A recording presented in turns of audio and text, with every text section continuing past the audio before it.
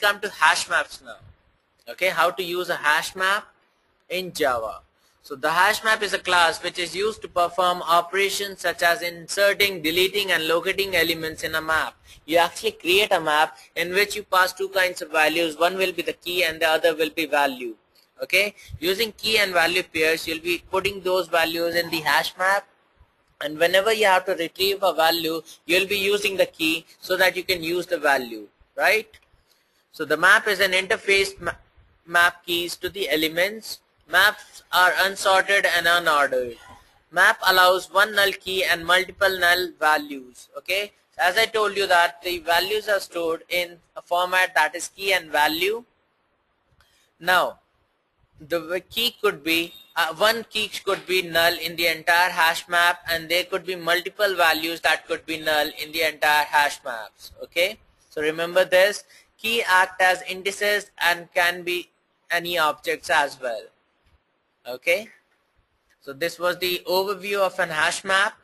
Moving on, there are several methods available with hash maps as well. So you have got put method, object key and value, simple method, enumeration keys, it will fetch the keys, enumeration element, fetch the elements, object get, you pass the key and you'll get the object with that key, the value that is associated with that particular key. Contains a key. If you want to check whether this key is present in this hash map or not, you'll be using the contains key. Moving on, contains value, you'll have to pass the key, and yeah, if you want to check, you'll be using this method. Object remove, you pass the key and you can remove the object. If you want to size, you'll be using the size method, and if you want to convert it into string, you'll be using toString.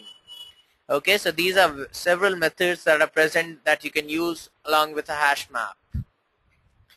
The diagram right here, this is the way the hash map gets created.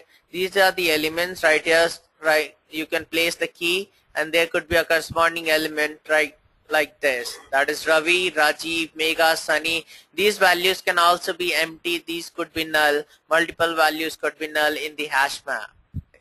Now let's see how to use it. Ashraf says yes. Same as associative array, Nikhil says.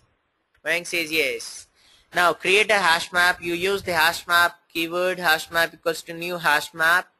Putting elements, hash map dot put, you pass the key and you pass the value. Pass the key, you pass the value like this. You are putting the values, inserting the values into the hash map.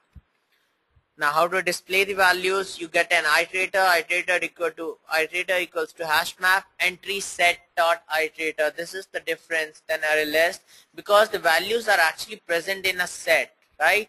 So for that you'll be using entry set dot iterator.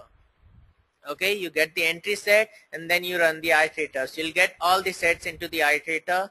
After that, while iterator has got next, you write map.entry entry. You get an entry, map.entry, iterator.next. That entire set will come here. Now using the entry you can get the key separately, and using the entry you can get the value separately, and you can use it in your program.